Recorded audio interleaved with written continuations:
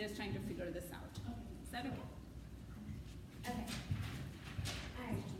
I guess I'll go first. So I'll probably synthesize this because this is kind of long. So welcome. It's a pleasure to be in your presence today, and I want to thank all of you for making the time to join us in our critical race theory class. We understand that you make time for what you value, and your presence reflects your commitment to further educating yourself and progress for all people. So today would not have been possible without the joint efforts of Professor Suda Shetty and our instructor, Peter Oxholm. So for your dedication and insights over the course of the semester, I want to say thank you to my classmates who have been vulnerable enough to share their own personal stories, learn and listen. I want to say thank you. Without this course would not have been nearly as impactful. And to Erin, thank you for coming and joining us today. So a little bit about myself and why I'm in this class. So my name is Angelica Manita Van. I'm a first year NTP student who chose to go to policy school to improve outcomes for people of color, women, and those of Americans. And so identity has always been something that I grappled with once I realized people didn't understand my identity, my humanity, my being, because they were unaware. So this started for me when I was in 6th grade, and I attended a predominantly Black middle school across town that was a product of hypersegregation, poverty, and white supremacy in Norfolk, Virginia. So like most southern cities when I grew up, the vast majority of residents were either Black or white, and there was very little understanding of a person's identity outside of the U.S. context. So it was no surprise then that I really struggled when people were not accepting of my pride in being a Latina woman who was obviously Black. I grew up in a household where my parents spoke Spanish to each other. I ate typical Puerto Rican foods, listened to my dad La Salsa music, sat with my mom, she watched her novelas in both the morning and night news on Univision, called and wrote my abuela letters in Spanish, learned how to get salsa merengue with my father when my parents had friends over, and even learned to read in Spanish when my dad forced me to read the children's reader in Spanish and copies of Today novelas that my abuela sent. So early on, I was taught to never forget my roots. I was taught including what I said about. Side note, my mom's Colombian, but she embraced Puerto Rican cultures that she went to college there and never from there. So my classmates in middle school interpreted my pride in my Latinidad as a denouncement or denial of my Blackness when that wasn't the case. And so after all, my father always told me and reminded me, as long as I can remember, that I'm Black, no doubt that black, blickety black, and that I'm Puerto Rican too. And that I can stand in this world firm in both of my identities. So then I didn't know that people didn't understand who I was because there was a failed analysis of my experience at the intersection and failure of U.S. and Latin society and media to include Afro-Latinos in their narrative.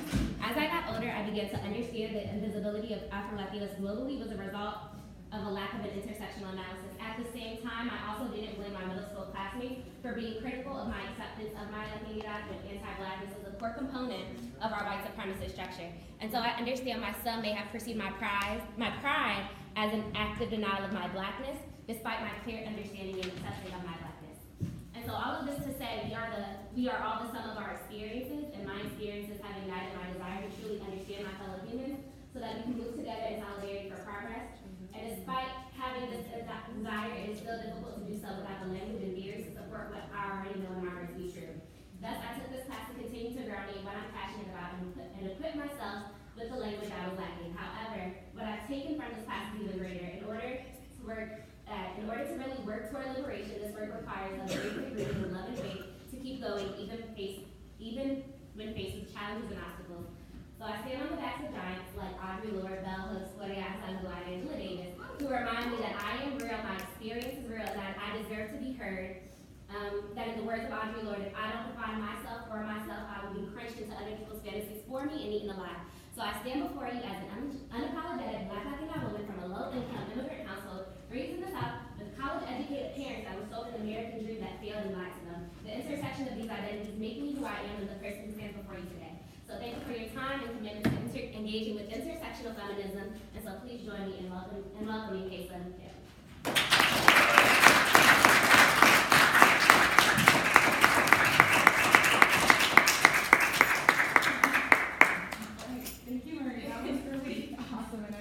Try to follow up on that. So my name is Hazel Kim. I am a first year MPP student who is also taking the critical theory and public policy making class. And like Marie, I am also passionate about all these topics that we are learning in this course, such as white supremacy, economic exploitation, and cis heteropatriarchy, and how we can all try to fight against these topics, these issues. So today's topic is intersectional feminism, and I want to take this time to explain a little bit about why this topic really matters to me. So it's pretty obvious that I'm not a white woman, and we know that women in this country are treated differently from men we know that women of color are treated differently from white women. And so, like this intersectional feminism, the issues that arise that counter that is something that I deal with every day in my life. And I want to share also a personal anecdote about an instance where I had to kind of struggle with this. So in my previous job, I was small talking with a colleague of mine, and he had to go run to the restroom, and he was asking me oh, can I entrust my stuff with you while I go? And I was like, sure. I won't disappoint you. And then his response was, oh, you can't disappoint me because it's not in your DNA. So it took me a whole day to kind of grapple with what that meant in that context.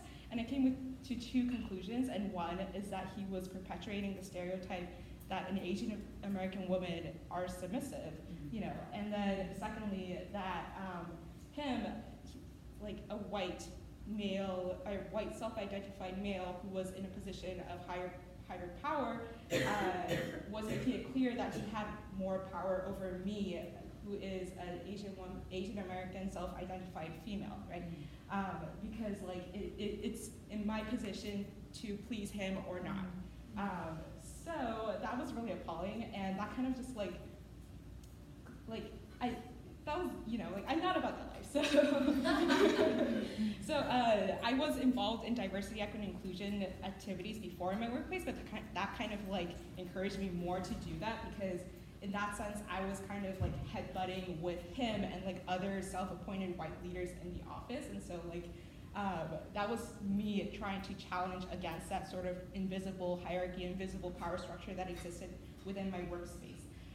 And we learned in class that gender is a performative act, that it's only alive because of acts of repetition. And so for me in this instance, I did a lot of DEI work for many reasons, but that was definitely one of them, to fight against racist and sexist stereotypes that were imposed on me as an Asian American woman in the United States.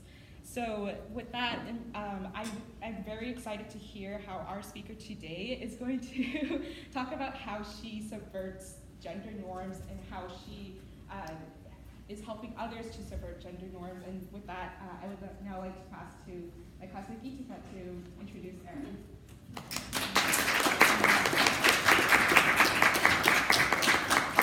Thank you, Anharika and Jason. My name is Geetika Pandya, and I'm a first-year MDP student, which is Masters of Development Practice. Not many people know about that program, but we're here. I took this class because to be honest, I wasn't aware of these issues. I've only read about them, and I haven't ever experienced them because I was born and brought up in India and never came across discrimination other than the fact that I am a woman. My parents were really nice to me, my father included, and they thought of me no less than a boy child, and which is why I thought I was extremely comfortable and privileged until I learned about all of these issues in the critical theory class. So, to introduce our very talented speaker here today, she's the co-founder and executive director of an organization based in Oakland. It's called Frailty Myth. It breaks all the gender stereotypes that we've grown up with. They teach girls to take on roles that are traditionally known as male dominant, teaches them skills like welding, construction, sailing, and equips them to take on roles in that industry. Erin Carter did her PhD at UCLA, where she studied race and American politics. Right from there, her journey has been about and focused towards motivating people who are discriminated and are in, sorry, I'm stumbling. Okay. Her journey has been about, focusing on people who are, sorry, I'm going to look at my notes. Yeah. Her journey from the classroom in UCLA, where she did her PhD on race and American politics, to her work as a boycott coordinator for labor rights has been motivated by fighting for equal rights for those that have been denied them. She's also a documentary filmmaker of 2 movies called The Aftermath and Breaking Frailty Myth. And both of these movies, the first movie talks about the aftermath of Hurricane Katrina, and the second one talks about her own journey in breaking myths about frailty. So please join me in welcoming Erin Carter.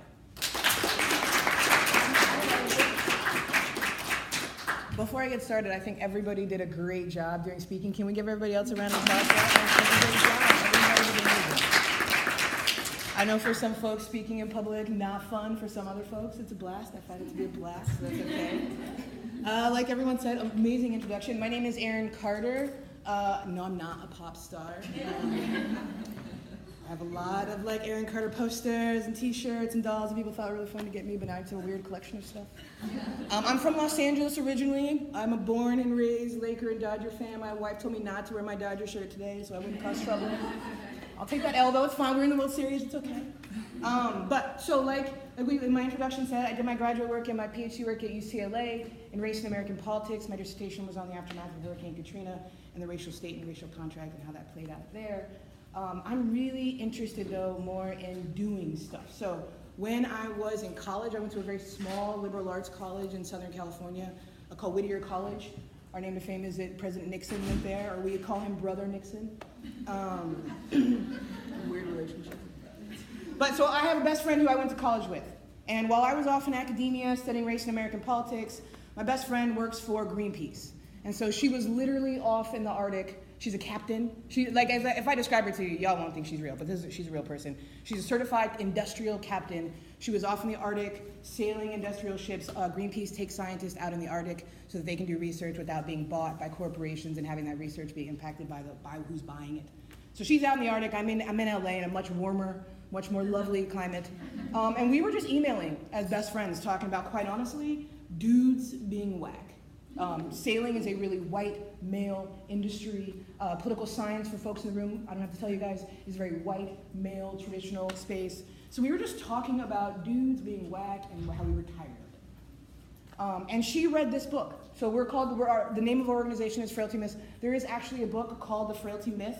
It's written by Colette Downing. It's a discussion about the ways in which women, she's talking specifically about women, have been disconnected from their feelings of strength and power. My favorite story that I always tell from that book is that in the 1920s, bicycles became really popular, right? Which transformed, bicycles are incredible, you guys are students, bicycles are incredibly efficient transportation mechanisms, right? They get us farther than walking, incredibly farther than walking. And so in the 1920s, when women started to ride bicycles, the American Medical Association, right? The AMA, like the AMA, issued an alert to women warning us that if we rode our bicycles for longer than 30 minutes, our uteruses would decay and fall out. I love that story because I always imagine you going to your friend's house and thinking you planned it out right. And you're like, oh no, she's 25 minutes away, it's no problem. You're just like hitting traffic and like, right? Ludicrous, right? So, but this is what is in the book, this story about the way in which women have been disconnected from these feelings of strength and power.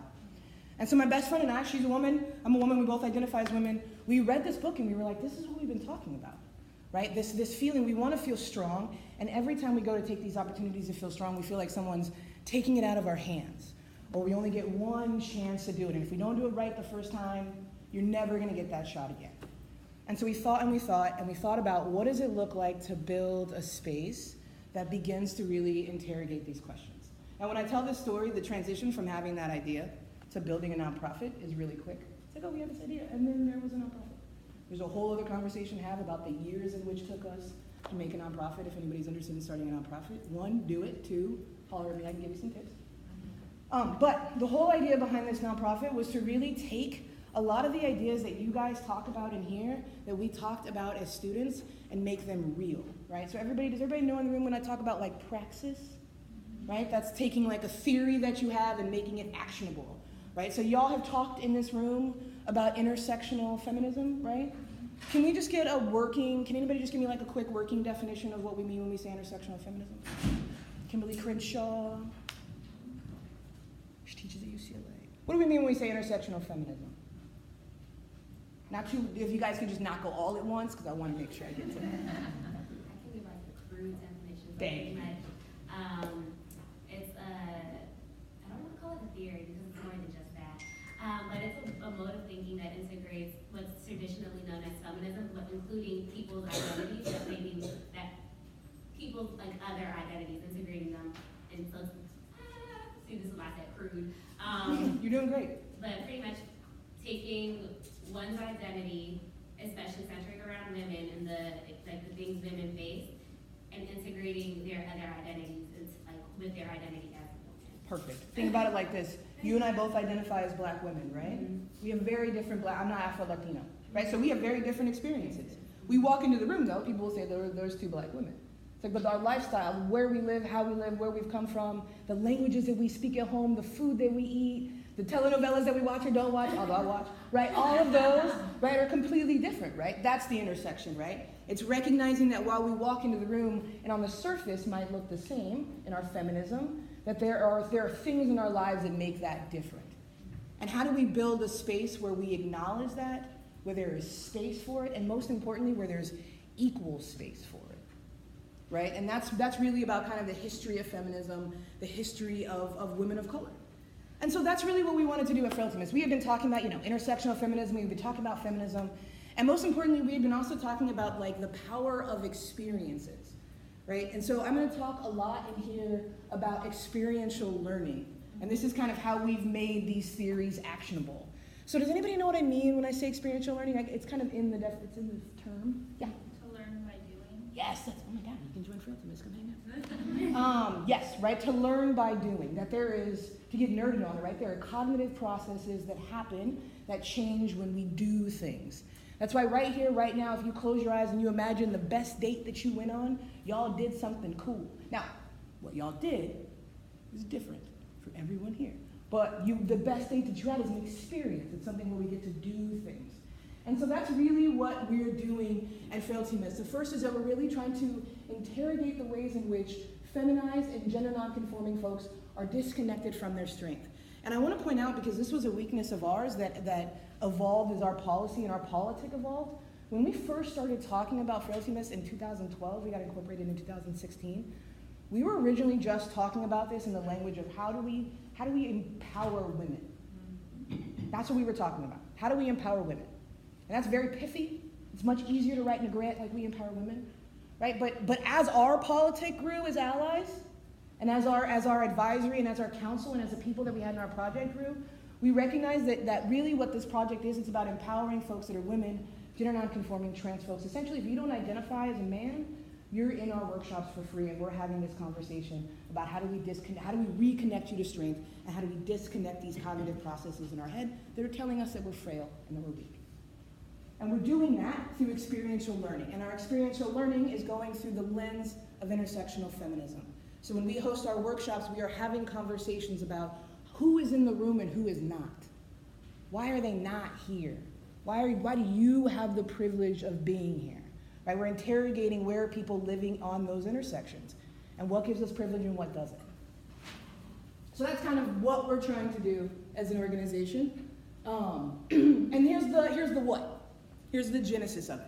So we host free workshops in the community. We're based here in the East Bay, so Oakland, San Francisco. We're also out on the East Coast. In Brooklyn, we just held a week-long workshop in Navajo Nation, which sits on Arizona, Colorado, New Mexico, and I think Utah. I might be missing a state. One of those four are right there. We just climbed Mount Kilimanjaro last year.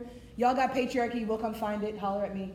But that's what we do. That's how we manifest this politic. We hold free workshops in the community for women, trans, and gender nonconforming folks on skills that are traditionally dominated by men. So for us right now, our mandate includes woodworking, sailing, and climbing. And just to give you all a kind of a glimpse into the demographics of the workshop so far. So we've existed for 4 years. We've held 26 workshops across the country. Over 400 folks have come through the workshop, all for free. 53% identify as women of color, or people of color. 47% identify as LGBT, and 43% make less than $30,000 a year. So those are the demographics. They're not quite updated. We've had some more people come through. I imagine those look better as we go through updates, but that's what we look like now. So that's how we manifest this idea of how do we use intersectional feminism, how do we manifest this into a real project where we can really interrogate. But I wanted to also talk to you guys about kind of why I'm fighting sexism, racism, patriarchy, gender inequality through holding what essentially is an adult summer camp, where I play the entire Beyonce Lemonade album. That is not a joke. I run the organization. It's mine. I get to do what I want. The entire Beyonce Lemonade album. And we smash on hammers and we talk about how dudes can be kind of whack. So why is that the project of fighting oppression, of fighting sexism, of fighting inequality? So recently, I read this incredible article about labor and gender. And I think it means a lot to this conversation here. So, there's an article in the New York Times called A Generationally Perpetuated Pattern. Daughters do more chores. Did anybody see this? This is absolutely incredible. So what they looked at was the gender divide in chores in the United States. And what they found was incredibly stark. So not only across the board are boys doing less chores than girls. So boys are doing on average about 30 minutes. Girls are doing on average about 45. Boys have gone up in their responsibility, but girls are still maintaining a significantly more responsibility when it comes to chores than boys throughout the generations. Not only are girls doing more chores, but boys are being paid more than girls for doing the same chores, more than double. So there was this app called The Busy Kid. And what it is parents can put in the chores that they want their kid to do. When the kid does it, they check it off, and the parent puts in how much they paid the kid.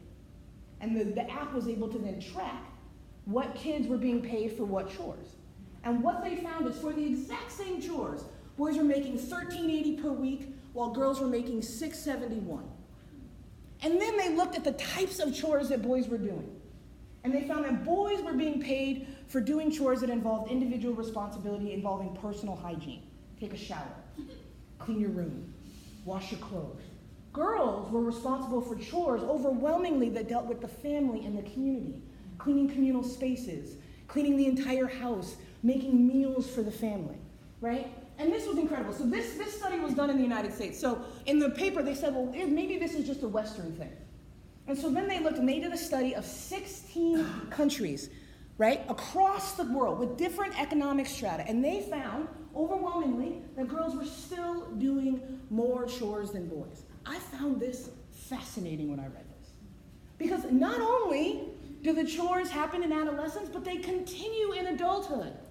So we still find that women and men in heterosexual, heteronormative relationships are still maintaining this same unequal balance of chores and labor at home. So I saw this and I thought to myself, well, this is just incredible, right? So women are doing more labor and we're being paid less for it. That's the story that I got when I read this, right? But I'm also like a black lady. So I thought when I read that, like, well, that's not completely true, right? Because there's intersectional feminism. So when you say like, well, women are having their labor devalued, well, which women are having their labor devalued? And how, right? So I read this article, I nerded out on this, I was very excited, very interested. And then I read this other article that was talking about the wage gap. Has anybody in here heard about the wage gap? We hear this a lot, right? There's a gap between how much women make and how much men make. Did anybody know that there's also a racial gender wage gap as well? So I just read this, I'll read this off for y'all. In 1979, black women earned only 6% less than white women. By 2015, black women earn 19% less than white women. 3 times the amount. This is not a conversation that we're having right now, right, when we talk about the wage gap. We're not talking about the significant amount of gap between white women and women of color, and we're not talking about the ways in which white women are invested in maintaining that system. Right? And how this system is not new. Right? So when we hear about labor and we hear about women in the workforce, when you think about that, you guys might be too young for the Mary Tyler Moore reference, but I'm not, so I get it. Right? But when we think about women in the workplace and we think about the late 1970s, right, and the 1960s and women finally entering into the workplace, that is the story of white women. Women of color have been in the workforce since the beginning, for black women since we got here. So when you're talking about Latina women, Asian women, black women, immigrant women that have come into the United States, we have literally had almost equal employment rates since we've immigrated or been dragged here. And since the beginning, because folks knew that almost always immigrant and communities of color, our households were dual income households, they knew that they could undervalue our labor as women because we were supplementary labor and supplementary income to the household. So it's really interesting to think about because these numbers continue to persist. So in the 1980s, black women with a college degree had essentially equal wages to white women with a college degree. As of right now, black women with a college degree or higher earn 12.3% less than white women with a college degree or higher. We are seeing a precipitous rise in the gap of wages, not just between men and women, but at the intersections between women of color and white women. And so now we have this really dynamic picture showing, right, where we're talking about labor and how it's valued, but then we need to talk about how it's valued for some of us versus how it's valued for others, right? So this has been my obsession in thinking about the value of labor and the value of bodies. But there's also this other piece to this, because it's not just about how we enter into this space and how our labor is valued and how we need to deconstruct it. It's what happens once we do. Have y'all heard about the confidence gap? Sheryl Sandberg, right? She said, just lean in. So easy when you're a billionaire, I imagine. I've been leaning. I feel like I've been leaning. Right, but we hear this all the time. For folks that haven't heard the confidence gap, this is essentially the theory that the reason why women, specifically women of color, are not getting ahead has nothing to do other than the fact that we are not asking. Right? That we have the skills, but we are not demanding that we belong in that space. And if only we would just stand up and say, damn it, I'm here. I don't know what the end of that is. Like white guys would be like, I don't know. I don't know how that ends. But that's essentially the argument, right? But what's really weird is that the confidence gap doesn't necessarily seem to persist when you look at the data. So I looked at this recently. Glamour magazine did a study, and I think it was in 2005, of over 2,000 women across the country. In every category, black women have the highest reported amount of self-confidence. Not surprised, because I'm a black lady and we're dope. But this is what actually persisted, right? So 59% of black women describe themselves as beautiful, compared to 32% of Latina women, 25% of white women. Along with that, 44% of black women describe themselves as successful, as compared to 30% of white women and 21% of Latina women. It's not just confidence, though. They just did a study on your generation, I guess you guys are, what are you guys, X, Y, Z? Did they just start over, y'all, A? Just go back to the beginning? Generation A. Right, they just did a study on folks coming out of college right now, and they looked at men and women, self-identified men and women, and said, how smart are you? Like, are you smart? 70% of women said, hell yeah, I'm smart. 51% of men said they were smart. So it's really interesting, right? We know we're smart. Our generation is more educated than we've ever been before. And we know we're beautiful and dope. So is the issue really this lack of willingness to stand forward and say, like, I'm amazing, I'm smart? Or is it what happens once we do? Has anybody heard of, like, the backlash effect? Yeah. Who said yeah? Yeah. Tell me, what is it? The immediate example is Serena Williams, right? Mm-hmm. The moment women express their intense emotions, they are automatically denied the respectable access to that. They're hormonal, they're hysterical, and the same thing you see with Me Too. The more you claim what is rightfully yours, immediately there's a pushback. Oh my God, you're just taking it too far. Totally. Just get done with it. And without any willingness to listen, there is an immediate backlash. So those are my examples of backlash. I don't know if it's good enough. That's perfect. That's exactly it, right? It's just what happens once we do actually stand up, right? How are we responded to? The way that I always tell this part of the story is everyone right now, can you imagine, just imagine the flyest lady you know. Like the most boss, just like fresh to death woman you know. Now, the next time you see her, I want you to ask her just one question. How many times at work have you been called a bitch? Y'all laugh because we know that she will not be able to count the number of times in which that's happened. Right? So it's not just that it's not that we need to step forward. It's that we actually have a culture that when people are defying the expectations that we have for them, we have that backlash effect. And that is not just by folks that are doing the subjugating. That's also by us in the role of being subjugated, right? We are doing that same work at the same time. So the real question is kind of, well, what do we do with this, right? So we're in this position now where we kind of have the universe around us. So we know that women, when we're doing labor that involves our body, we have a history of being disconnected from that. And by labor, I don't mean going to work, I mean laboring, right? When we are laboring, we are disconnected from things that allow us to feel power and to feel strength. And that disconnection is not random, right? That is a political plan, right, to disconnect us from power and leadership and strength and all the things that come from that. And we know that not only is that something that's happening from outside, but that's happening from within as well, right? That there are within group dynamics that are subverting that same process. So what do we do then to build around it? And so this comes back to the experiential learning process. So what we have found, and we can nerd out about this, but what we found is that experiential learning, like I said, rebuilds cognitive processes where you're rebuilding the script in your head. about what you can and cannot do. Has anybody ever heard of cognitive behavioral theory? I'm going to toss some theories out, I apologize. Right, so that's kind of the second wave of psychology. It's this idea, right, that psychology could be really problem-oriented, that you could really deal with the specific problems of an individual and have a type of theory or a type of psychology that's really specific to their needs. And so within cognitive behavioral theory, there's this nice little theory that goes, catch it, check it, change it. It's very pithy, it makes it very easy to explain, but it's very simple. And we do this process in our classes.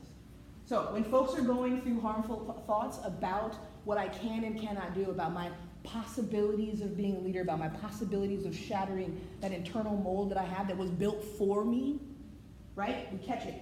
Boom. You don't suck. You're great. Caught it. Right? We check it. No! That's patriarchy. That's racism. Get out of here. Right? And then we change it. Dudes are whack. Let's go mess up the world. It's obviously more complicated than that.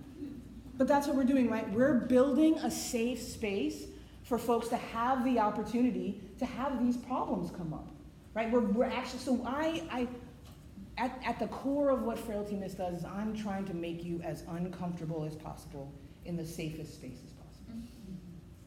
So that we can have that moment of crisis together, so that we can have a moment of restorative justice together, and so that we can know that the next time this moment comes, we can fight this together. So it's a lot of real complicated theories, but they actually really just come down to, again, me, a hammer, Beyonce, and some wood. I wanted to wrap up she's adorable, right? Every time I give a presentation, I have a picture of a child because you can't lose. And we bought her those little pink gloves. You guys, I don't know if you can see them, but they have unicorns on them. Like, right? It's ridiculous. I wanted to end this. The reason why I was so excited to be here, I've been in the place that y'all have been in, where you're in classes a lot and you're talking about theories and you're talking about the ways in which, quite honestly, the world sucks. And it's 2018, so that's real easy. And I was always struck with like, but what do I do now? But like, what now? And I feel like what we have really tried to do in our organization is try to make praxis a way of life. We have these theories, we have intersectional feminism, we have queer theory and trans feminism that we're just beginning to open up and really begin to explore and expand. Right? We have all of these ways in which we can use self-reliance to really build radical spaces. But we have to do them. Right? We have to do them. Like these theories that you have that are amazing, and we have to share them. And it's so possible now in this world to get like caught up in what is arguably really difficult times. But the theories that we have in this room and the ideas that we have about just how we move our bodies can be really transformative if we open them up and see them through our own lenses. So I would love to hear what y'all think. I would love to hear what you think about the Beyonce and Jay-Z album. I wasn't a big fan, quite honestly. I thought it was too much Jay-Z. That's just me. Right? Thank you, right? Like you could just maybe be in one thing. I would love to hear y'all more about what you guys think we're doing. I would also just love to hear what y'all are doing because we were just talking about this before in the class, but I'm 35, I'm grown. And I was a freshman in college when 9/11 happened. Y'all were probably in like, college. And that felt like, at the time, that felt like a touchstone to like a new world. It felt like before and after. And so we were just talking about this, it's so interesting now because it feels like that was such a long time ago and such an easier time ago, weirdly. And so I would love to hear what y'all are doing to think about this too, because quite honestly, I'm ready to hand over the baton and say, sorry we messed it up, how can we help? But thank you guys so much for having me, it was a blast.